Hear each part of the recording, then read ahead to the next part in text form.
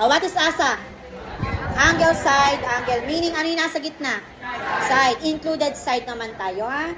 Okay. So, if two angles and the included side of one triangle are congruent to the two angles and the included side of another triangle, then the two triangles are congruent. Example number 1.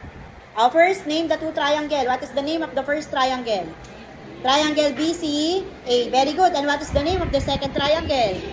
DCE. Okay. Let us prove that the two triangles are congruent by getting the corresponding parts. Kachada?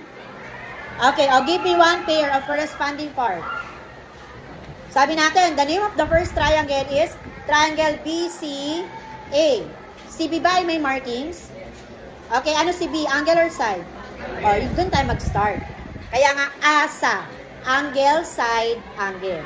Give me one pair of congruent angle. Monares. Very good. Angle B is congruent to angle D. Okay. And what is the included side of the two angle? Give me one pair of congruent side. Pabelyor. Very good. And the last congruent part is? What angle? Reblora. Okay, angle C is congruent to angle C. Therefore, we can say that the two triangles are congruent using what postulate? Okay, using the asa postulate. So, another example. Let us analyze the given illustration, ha? Okay, first, name the first triangle. What is the name of this triangle? Anyone? Prado? Okay, very good. Triangle AWH. If this is AWH, what is the name of the second triangle? Salazar?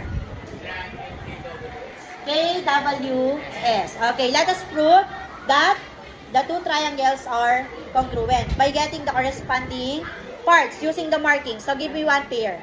Yes, anak? Angle A is congruent to angle B. Very good. Second congruent parts. Lagrimas again. Is congruent to segment. Very good. And the last congruent part is? Sige, Igmilan. Angle W is congruent to angle W. Okay, so any question? So again, we can say that the two triangles are congruent using what postulate again? Asa postulate or angle, side, angle. Next. Name the two triangle. Let's start with at the left side.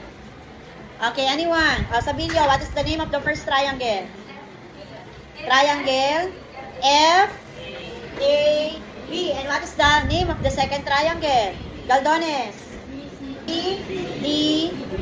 Okay, after naming the two triangles, okay, based on the markings, give me one pair of congruent part. Yes, anak? Angle F is congruent to angle. Very good. Next. Sapilyo. Segment FA is congruent to segment C.